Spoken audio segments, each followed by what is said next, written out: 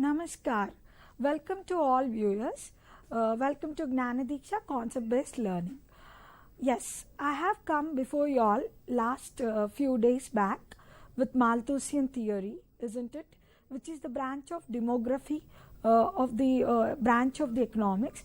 And today I am going to deal with the another branch and another new topic. So today, before going into details of my topic, let us see. Students, I will keep one picture before you, and please observe the picture and think what it refers to. Yes, picture is before you. You can see the two pictures in the slide, the globe, the hands touching the globe, and the coins which has been rising, which is showing the growth rate. So here you can see the money which is related to finance matters, which is nothing but the economy, and the other picture which is showing the people all over the world, which is termed to be as a public. So today we are going to deal with the most important branch of our economics, that is public economics.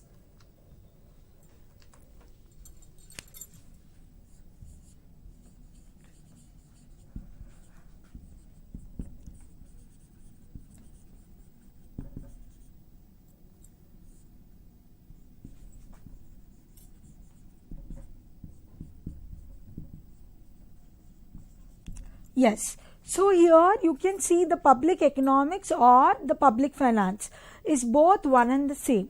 So here I am going to put before you one newspaper item so that you can understand what's going on in our country.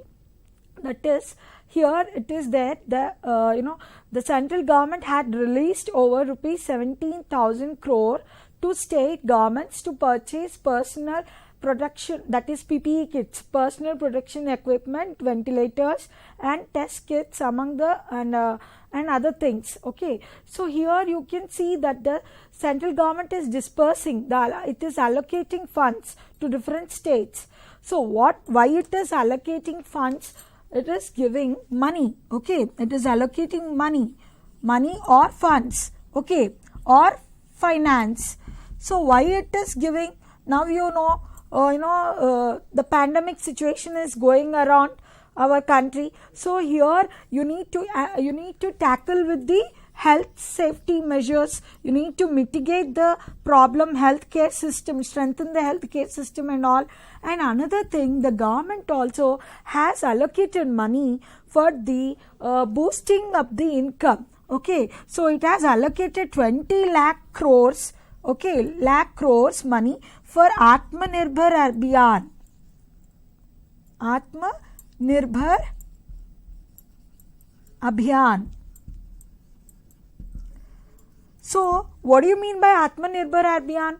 Atmanirbhar means we need to produce by ourselves, self-dependence. Instead of, depending on other countries, initially we used to depend on other countries, we used to import the PPE kits, testing kits and all. But now, indigenously, domestically, we are producing all these things. And one side, we are, this 20 lakh crores rupees are advancing the loans for MSME groups. What is this MSME? Micro, small, medium enterprises. Our finance minister Nirmala Sitharaman ji has advanced this amount. So what you are understanding here, the government which is spending, which is allocating money, spending the money, which is incurring the expenditure in the healthcare system, one side, in order to protect the health of the people, and in order to increase the income of the people so that they can maintain their decent standards of living. So that the government has spending to boost up the economy. So the two things it is incurring in two sectors. These two incurring expenditures in these two sectors are going in hand, yes or not? So what I am trying to say is, here the government, why you may think, why is the need for the government to invest in healthcare system? Why is the need for the government to invest in increase income of the small enterprises? It can live up to the people wish? No, it can't live like that. Why? Means the main aim of the government is welfare. So what do you mean by welfare? Welfare means well-being of the people, good maintenance of the people. That is called welfare. Okay, so here the government, who is forming the government? Now in modern days, students, you have to see this public, the governance. Now in modern days it has been democratic, but if you go some days, date back ancient days, if you see the rule of the the rule of the method was how in which way they used to rule is monarchy. Okay, so monarchy means the people, the power, the entire power of the state lies in one hand, that is monarchy. Okay, so whether if you see the king's rule or the aristocracy, the few rulers. Okay, so if you observe India can be, studied its history in 3 phases. Okay, colonial period, pre-colonial, post-colonial. So if you see, what do you mean by colony? See, Britishers has entered in our country in the name of trade, and they made our country as a colony, and they used to purchase all goods, raw materials at cheaper rate, and they used to transport it to their mother country England, and they used to make goods, and again that made finished goods is brought to our country and sold at very high price. So this way, they concentrated on trade purpose. They exploited each and every natural resources of India. They did never cared of developing our country. They did not incur expenditure about the welfare measures. So pre-colonial, if you see, the government, the way of ruling is used to be in the hands of kings, right? Kings or queens. So you can find the queen, the famous Kakatiya empire ruled by Rudrama Devi. She incurred expenditure. So in building so many various tanks, Rudra Samudram, yes or not? So all these things, that means for what purpose she built tanks? So that it can help the agriculture. So that area is not, that region is not near by the river. So the agriculture should carry, it should, that activity should go on, so that if she invests in expenditure in building tanks, then it will boost up the agriculture production. In that way, that queen has done. So that queen ruled during her reign, her period, she invested her expenditure in the way of building tanks. And if you observe the Mughals, the famous rulers, they showed very much interest in building monuments. Okay, building gigantic structures, so such as Qutub Minar, Taj Mahal, which is one of the 7 wonders of the world. So, and they're also famous in building the gardens, Mughal gardens, Chachar Bagh and all.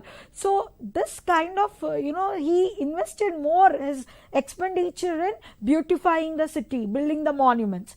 And another king, if you observe, the Ashoka Great. Okay, of course he has done a very bloodshed war, Kalinga war, but after that he has changed a lot. He followed the path of Buddhism, yes or not, and he incurred most of the expenditure. Okay, Raja ka Khazana, that means that empire's Khazana, nowadays we call it as a treasury, right? So at that time he used to incur more amount of expenditure in protecting the people.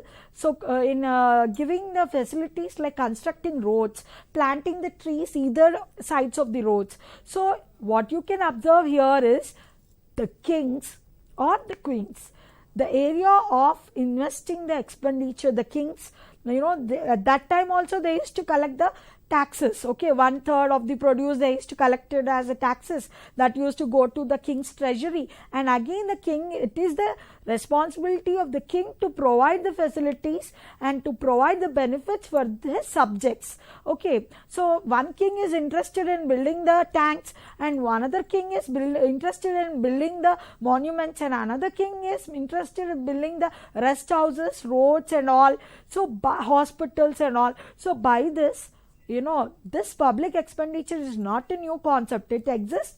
The age old, ancient time also is there. Okay, but at that time the kings used to incur the expenditure. Okay, now days have passed, ancient days gone, and again 19th century. During 19th century or early 18th century, if you see, the industrialization started, so the colonial period has started. So only the public expenditure, the Britishers rule, the foreign rule was more. So at that time the expenditure for the welfare of the subjects was neglected. Okay, and again if you see the India after British rule, when we gain independence, that means the post-colonial period, you can see we have suffered so much of crisis. They exploited us in a bad way. We left with the food crisis, okay, resource crisis, financial crisis and all. And later on, our first Prime Minister Jawaharlal Nehru ji has started planning. Okay, and then we started to evolve our economy. And then at that time, every 5-year plan, we have laid down the expenditure, public expenditure. Okay, so today we are dealing with the actually the branch, the most important branch of the economics, which is called public economics. Okay, today we will be learning about the public economics.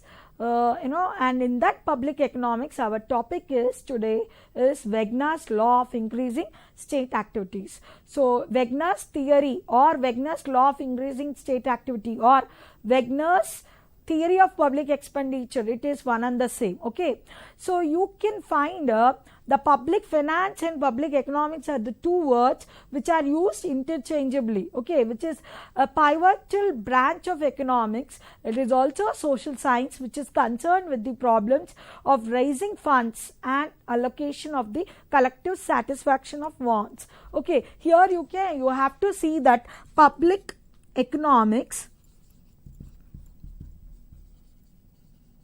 is having the main two functions. It studies about the main two functions, that is public revenue and another thing is public expenditure. So you can see this, these are the two things, the two main areas which the public economics discipline covers. So what do you mean by public revenue? It is raising funds. Okay, and after raising funds, you need to allocate it to satisfy the common want. So here I want to say is, public economics, it is concerned with the raising funds. And what are the ways to raise the funds? Is it through taxation or is it through grants and aid? Is it through, profits of the public limited companies? Or in what way you are raising the funds? Okay, that matters we will be learning in this. And public expenditure, while coming as, first you should have some money. And out of that money only you will spend, right? Yes or not? So out of that, after raising funds, you will be allocating the funds in different departments, in different sectors, in order to satisfy the common want. That means that's what it is referring. It is concerned with the problems of raising funds and also their allocation for the collective satisfaction of wants. So public expenditure, here it is occupying an important place in the study of public finance. So what do you mean by public expenditure? Here it is the this terminology is having two words, public expenditure. So what do you mean by public? It is represented, public means it is representing government. Okay, government by the people, for the people, of the people, right? Yes. So the government, what we have elected the representative, that government is representing the public, and that government should work for the people, and they should spend the money for the welfare of the people. So this aspects we will be learning. Okay, yes, so here we have to understand one thing. The term public expenditure refers to expenses or the spendings incurred by various levels of the government. So what government levels we have here? Central level, state level, local level. Yes or not? Okay, I want to give you one example over here. Public expenditure in one line, it is referring to the expenses which is incurred by the different various levels of the government. So what is the various level? Local, state, central. Okay, so for what they are expending, what they are expending, why they are expending, for whom they are expending, making the expenses. That means the major aim is for the larger interest of the larger people. That means the common good of the collective needs of the citizens. Is that clear? So what is the common good? What is the collective need? See, everyone, people are residing in their own settlements, yes or not? So you need a proper road system to connect with other part of the city. So there the road system, if you think, that is a common good, that is a collective need of every house. Every house, people, they will make a path for their home, but they can't lay a road. It is a very big task. So who will do that work? The government only does for the people. That is a collective need. So here you can see Pradhan Mantri Gram Sadak Rozgar Yojana. It is a pivotal project which has started by the late Prime Minister Atal Bihari Vajpayee ji. So he started the Golden Quadrilateral, which is connecting the 4 metropolitan cities, Bengal, Madras, Bangalore, okay, Hyderabad, and also all metropolitan cities. So in this way, the National Highway Road Authority India is making expenses. That means it is incurring expenditure in order to connect and strengthen the road connectivity. Okay, this is expenditure incurred by central level. Okay, now let us see the state level roads, ORR, Outer Ring Road, Service Road. These roads are all built by state government. Okay, and let us see another part, the roads which is connecting the villages, remote areas in the villages. That who will build that roads? The panchayats, that is the local government. That means the every level of the government is incurring the expenditure in order to strengthen the in order to satisfy the collective need of all citizens, and which is paving the way for promoting the economic and social welfare. Okay, yes. Now after understanding what is public expenditure, you have so many theories in public expenditure. Okay, so one of the leading theory in the public expenditure nowadays, still in today's life also, we follow this theory, is Wegener's law of increasing state activities. In this slide you can see this man. He is a he was a great fiscal theorist. His full name was Adolf Wegener. He born 1835. He demised in the year 1917.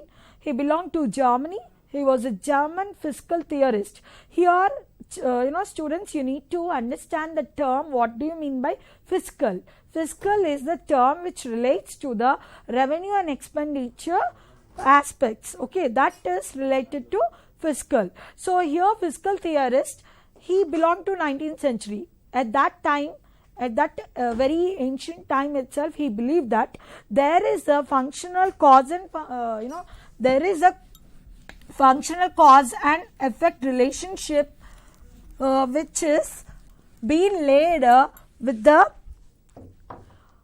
relationship which is existing between growth of economy and relative growth of public sector, which is in long run. Yes. So what he is saying is there is a functional cause and effect relationship.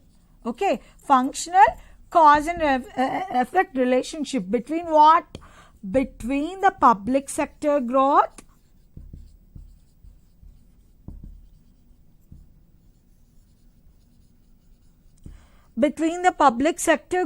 and the growth of the economy. Okay, and growth of an economy.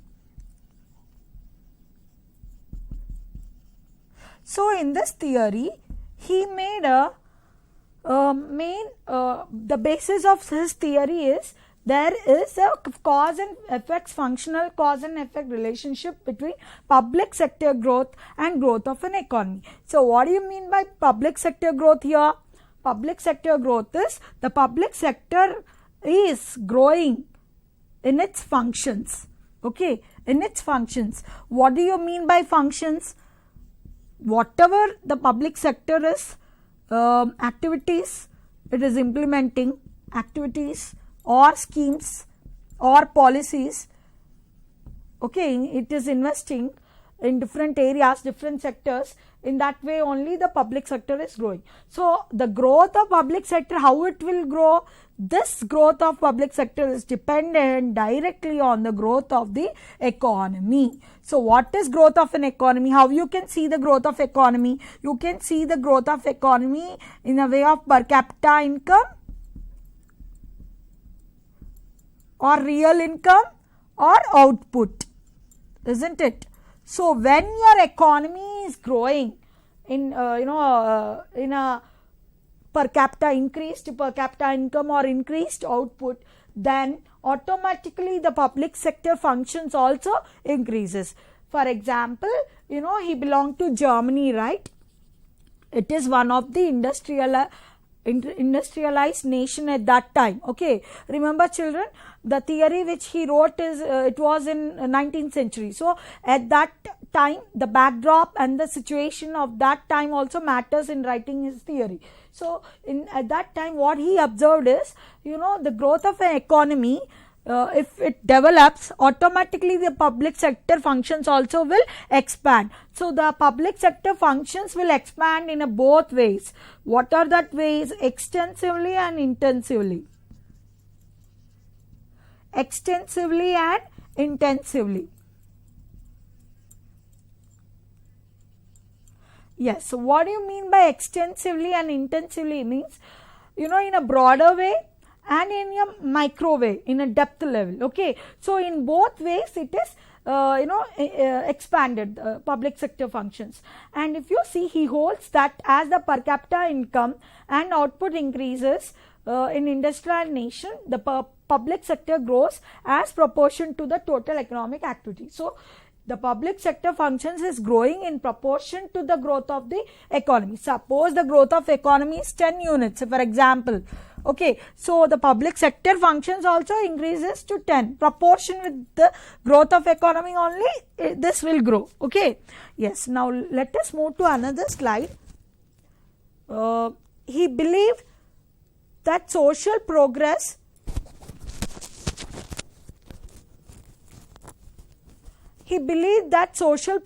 was the basic cause of the absolute and relative growth of government functions.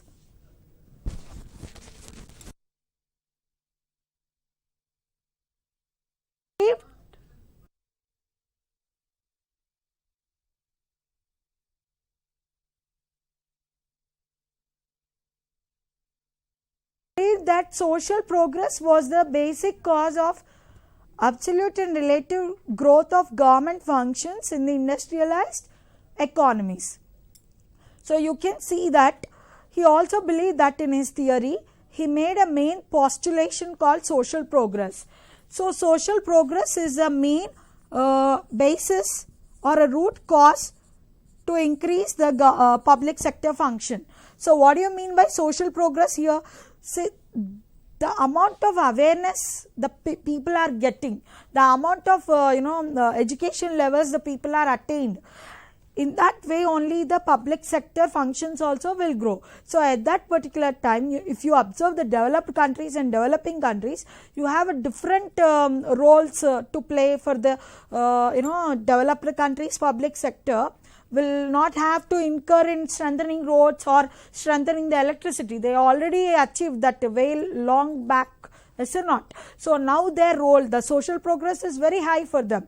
So social progress means the proper infrastructure, the proper consciousness, the proper social responsibility, all these things they achieved. So that's the reason they themselves, the people will demand, they will ask, they will make the government to be answerable. They will question, they will they will cross check the government functions, and that's the reason they will make the government to be transparent and accountable. So it depends upon the social progress also. So if you see the underdeveloped or developing countries, the social progress is not achieved to a mark, up to the mark level. So what happens? The social progress is very low. You need to incur the expenditure to develop the awareness, education levels and all. So you are strengthening the roads, you are strengthening the infrastructure facilities only. So here, according to him, is social progress is a basic cause of absolute and relative growth of government functions in the industrialized economies. Okay, well, let us see. Wegener stated that there is an extensive and intensive increase in the functions of the state. Okay, so now if you see, new functions are continuously being undertaken while old functions are being performed more efficiently on the large scale. Well, so here you have to remember that, we have to go back to the history again. All over the world, they started emerging the nation states in 20th century. That means all over the world, they, some countries started gaining their own independence from the colonial rule, and they started forming their own nation states. And everyone, most of the countries in the world wanted to follow the democracy. That means the power rests with the people. Okay, this form of government only they wanted to follow. They doesn't want to support the hereditary form of king's government or aristocracy, monarchy, despotic rule. They don't want. They want to put an end to that such a type of government. So even in democratic government in early 20th century, the major function of the government in democratic governments, in modern, in a democratic states, they used to perform only old duty, that is called as traditional duty, that is policing duties like security, maintaining law and order, delivering justice. These all duties were considered as a policing duties. Okay, this only main function the government used to deliver. Okay, the democratic government. But later on, this is not going to fetch real development in a country. So the government should assume greater role, greater functions, more functions in order to fulfill the common needs, collective needs of the people of that particular country.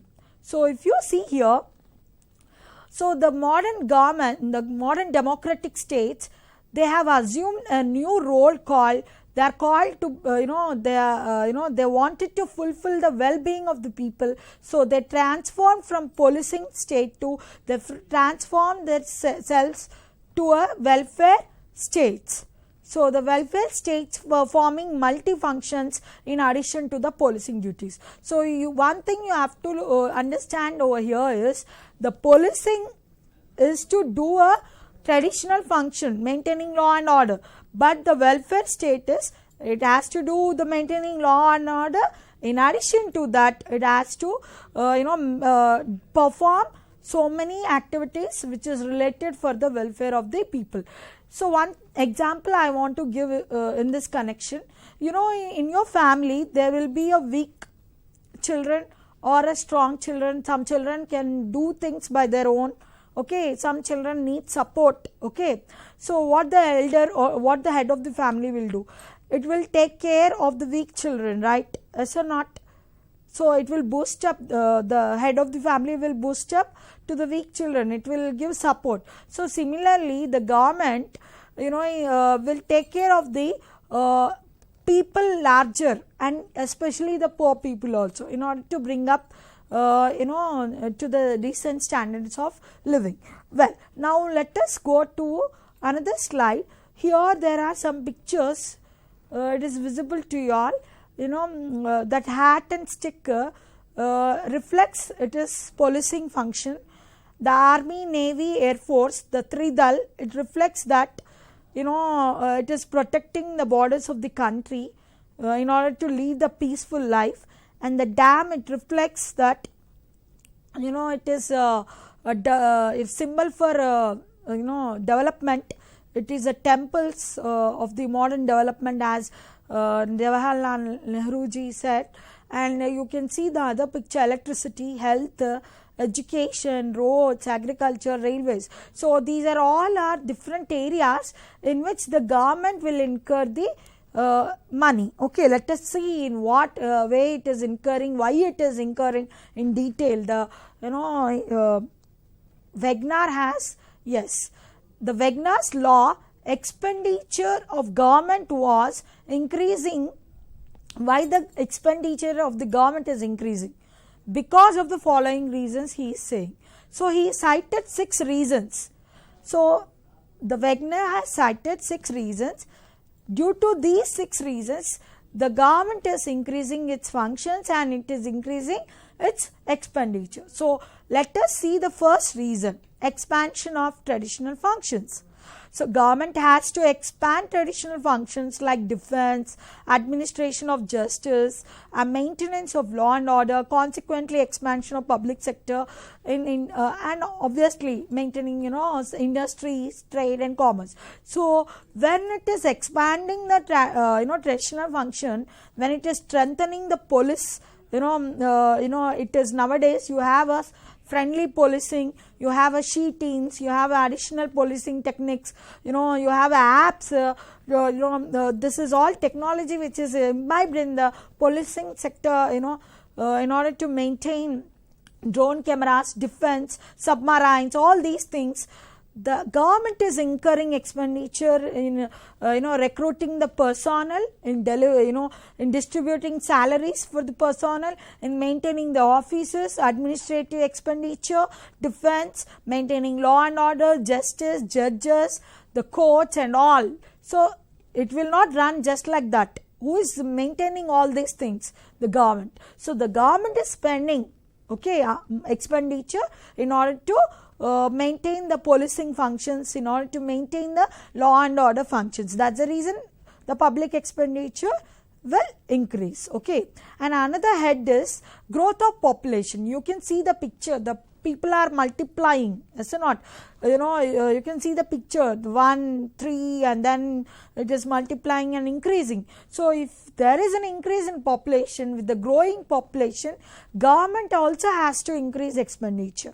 Okay, so you know very well, every year annually April 1st and March 31st is our financial year.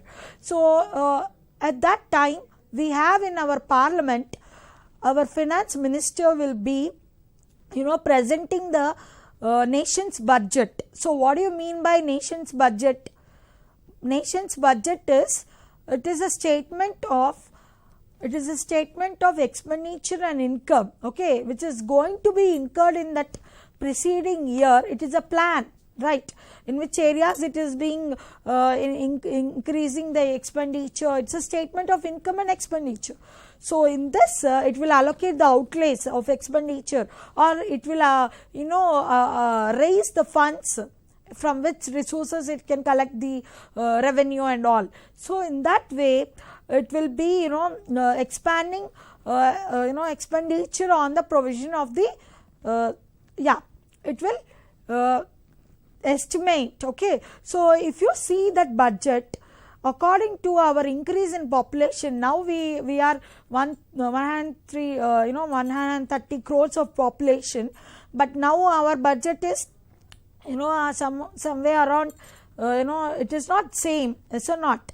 Year by year it is increasing. Why is it so? The population is increasing, that's why the growing needs, the government has to fulfill the growing needs of the growing population, additional needs of their population.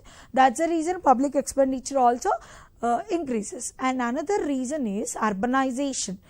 Yes, you can see in the picture the urbanization, the cities are growing fastly. So what do you mean by urbanization here? Urbanization is the people who are migrating from rural areas to urban areas in search of job, education or any other purpose and settling down in cities or in urban cities, then new urban cities are growing, it is expanding its way. Okay, so the continuous growing of the urban cities is called as urbanization, which is bringing again, it is causing to increase in government expenditure. Now if you see GHMC, okay, Greater Hyderabad Municipal Corporation, this is nothing but urbanization example. Okay, the government has to incur lot of expenditure in maintaining proper road system. Otherwise, if it rains, the traffic gets stuck. Okay, due to improper roads and all. So the government has to increase expenditure in maintaining roads, in proper drainage system and all. So this is all things are considered as urbanization. Okay, and let us see here social progress, another reason. So you can see all the society. What do you mean by social? The people who are living in the society, all citizens who are highly progressed. Remember children, progress means in the way of thinking, your thought process, your creativity, your higher level of thinking. So all these things, ideas, if you develop, if you are progressed in an advanced way, then remember children, you will be holding the government in your own hands. That means if you have seen somewhere pits when you are walking, so immediately if you post it to so and so related GHMC or a complaint that please come and see, you are responsible for that, please see that this pit should not be you have to fill that pit and lay a road.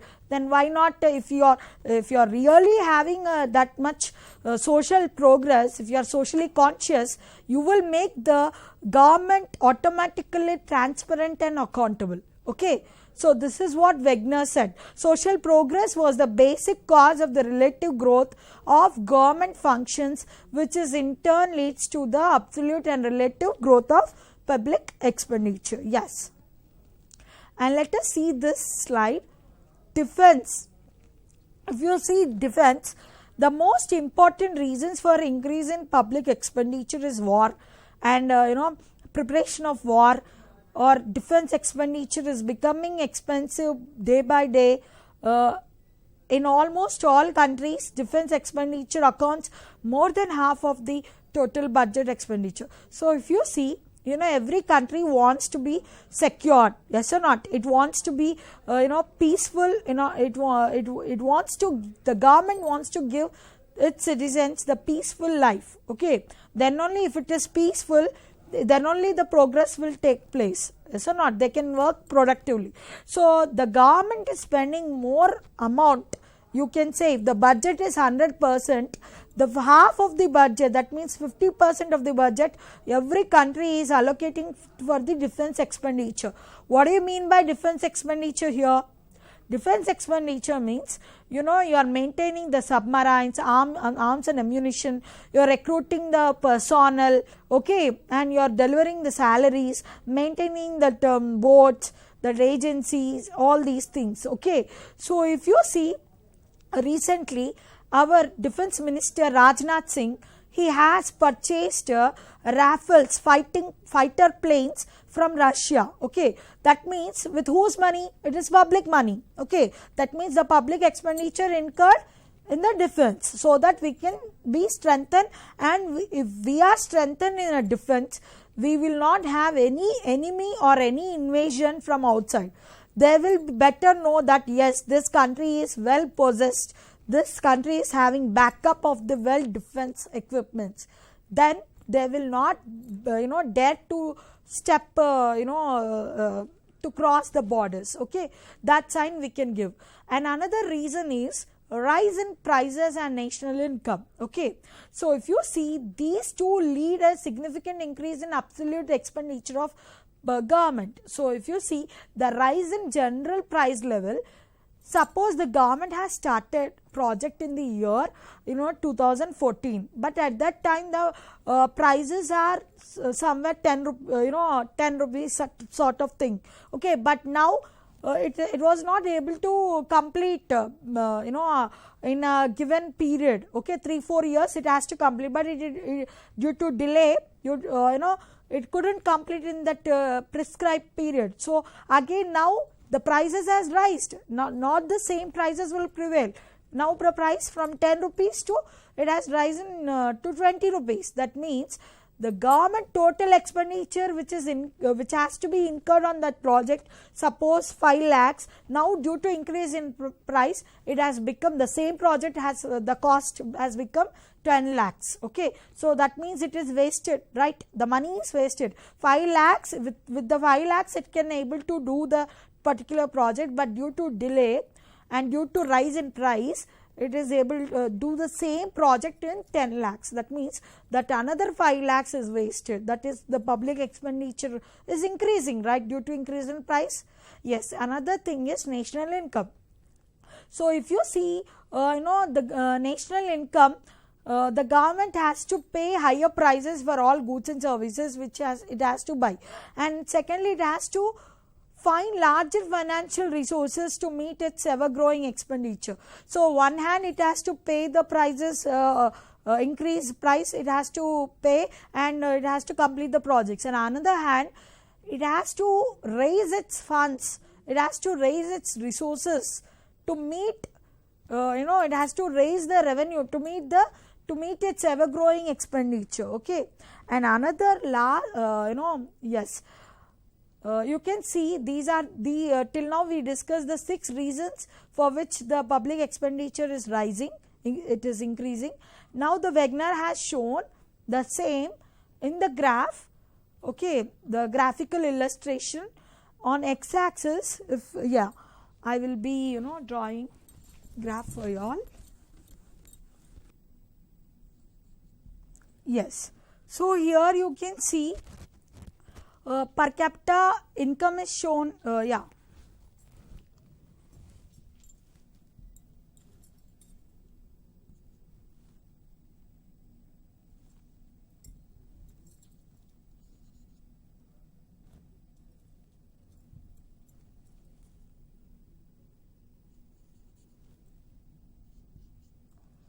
Yes, now you can see here the per capita real output of the public goods.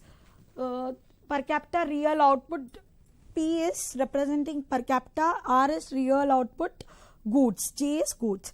So per capita real income. So x axis per capita real income is measured, on y axis per capita real output goods are measured. Okay, so if you see here PG1,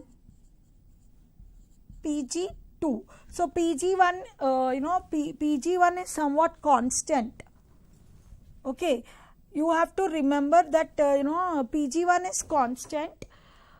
Why it is constant? You have to remember the postulate which is given by the Wagner's theory. What is the main principle? The per capita, the public sector expenditure will increase.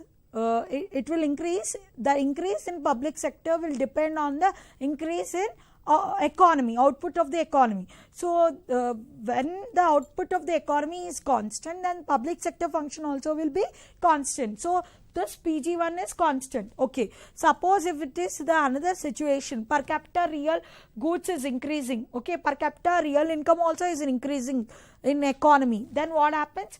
Then the public sector growth also will increase. That means it shifted from G1 to G2, it has shifted. That means the public sector is growing when the PG1 is representing a situation in which public sector maintains a constant. But when it is shifting G2, that means you can see here, in other words, while the per capita real income increases due to the economic development of the country, per capita real output remains constant. Okay, so PG1 line is constant, used as reference to Wagner's law. Okay, so the PG2 is expanding the public sector income. Is that clear? That means when the economy is developing, the PG1 is not being, earlier it used to be constant. But when it is developing real output or income, then public sector also is expanding its activities, its functions. Okay, now let us see the criticism. Alan T. Peacock and Jack Wiseman has criticized Wagner on the following grounds. Okay, they said that Wagner only just hold a state as an entity, but there are other entities in real world. Okay, you cannot just make a state only is responsible for providing welfare measures, but nowadays we have a public private partnership also. We can involve all other stakeholders also. And second thing is, Wagner takes into consideration only about the economic factors, but in reality there are other factors like social, political, economic factors also. And this law implies that state activities will increase without any discontinuity, but you find the discontinuity. For example, Polavaram project, it was started so many years back, but still it couldn't complete. That means there is no continuity, there is discontinuity is there due to the instability of politics, government and all. And Wagner law stresses, it focuses only on long term expenditure, but still he neglects the short run expenditure. But here we have the short run expenditure also.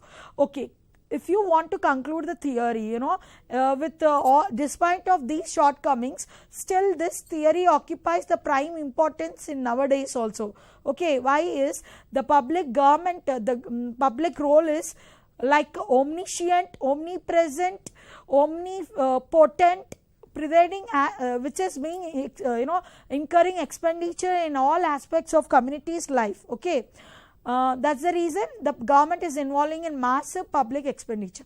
And if you summarize, the Wagner's theory believed the functional cause and effect relationship exists between the growth of an economy and relative growth of public sector, and it is believing that the main cause of the increase in public sector expenditure is because of social progress, and it stresses on long term rather than short term. Wagner stated stated that there is an extensive and intensive functions of the government. Okay, and public expenditure is like a lubricant for the economic growth. So that there should be public expenditure for the growth. Lubricant means like how the lubricant works for the proper functioning of machine.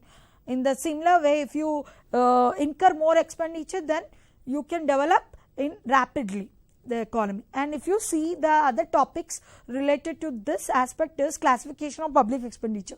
So based on the purpose, the public expenditure is classified in 5 ways: capital and revenue expenditure, productive, non-productive, transfer, non-transfer, plan, non-plan, and other classification. The other classification is given by the Mrs. Hicks, and he classified defense expenditure, civil expenditure, development expenditure. What do you mean defense? Just now I discussed, the expenditure incurred in order to purchase the defense equipment, arms and ammunition, fighter planes and all, submarines, that is called defense expenditure. The civil expenditure, the expenditure which is incurred in order to maintain the law and order and administration aspects, it is called civil expenditure. And this is internal, defense is external. And development expenditure, the expenditure incurred on development activities such as agriculture, industry, trade, commerce, transport, communication, etc. And if you see capital and revenue expenditure, capital expenditure refers to the government incurring the expenditure on creating the fixed assets such as dam. Okay, it is a multi-purpose project, right? Yes, revenue expenditure is you are considering the current consumption expenditure, that is salaries, you are giving the salaries for the personnel of administration, defense forces, public health and all, doctors, government teachers and all. These are called revenue expenditure. Okay, and another second type is development and non-development. Yes, and all expenditure which promote the growth, which promote the development, like infrastructure facilities. When the government is incurring on roadways, railways, all these called as development expenditure. Even in research and development, that is development expenditure, satellite and all. And non-development is those expenditure which do not yield any income. okay, such as the construction of hospitals, government hospitals, that all, okay. And if you see the transfer and non-transfer expenditure, what do you mean by transfer? The government is transferring the funds or the money to other people, such as, it is transferring the real resources like goods or services, or you can find in this old age pensions, Asara pensions will come under the transfer expenditure, okay. The non-transfer expenditure relates to that expenditure which is it is not it includes in other way the development or non-development activities. You cannot transfer to people, you cannot transfer the dam or the canal to the people, okay. It is the fixed asset, so that's the reason it is called transfer and non-transfer. And another thing is plan and non-plan expenditure. So when you plan expenditure for 5 years or next year, what is the plan, in which sector you are planning to invest, that is called plan expenditure. Example, Kaleshwaram project, Pondapochama project, all these are plan expenditures, okay. And the non-plan expenditure, now example, the COVID, suddenly we have built, so suddenly you are creating a hospital, you are converting the Gachibowli sports place, turning into a COVID hospital, that is non-plan expenditure, okay. So this is called, due to the miscellaneous or emergency time, the government may incur expenditure, but that expenditure is not there in the plan. It is coming under non-plan expenditure, yes. And if you see causes of increasing public expenditure, that means in India especially, what are the reasons are growing population, okay, defense expenditure, you can see interest payments, and you can see rise in national income, urbanization, rural development, inflation and all, and democratic government, you can see here poverty alleviation programs such as midday meals, or poverty alleviation program, fair price shops, 1 rupee kg rice, all these things, double bedrooms, all in order to bring up the below poverty line people. The government is spending so much of expenditure, economic planning, research, development, scientific research, okay, launching the satellite, these all are research development expenditure, okay. And if you see this pie diagram, resources for education, okay. So out of total that income, the 10.7% is spending, government is spending on education, okay. So each and every sector it is paying, okay. And next is, if you see the trends of the budget, okay, it has laid the expenditure, you can observe is the government has a laid expenditure. If you see right from 1983 to 2012, the trend is increasing, the expenditure is increasing in every sector, developmental sector, economic service, social service, non-development, and the total expenditure you can see, okay. And another thing is, if you see in the world, if you compare the India with other countries, the tax burden, that means the taxes collected in India is just 18.6, whereas the government, the Indian government is incurring expenditure is 27.2. That means still we have to increase our public expenditure. Whereas if you see the United Kingdom's 47, it is incurring expenditure, public expenditure. That means government expenditure is 47%. Okay. Thank you, students. And with this, I want to say that the public expenditure, the development of a country, you can measure.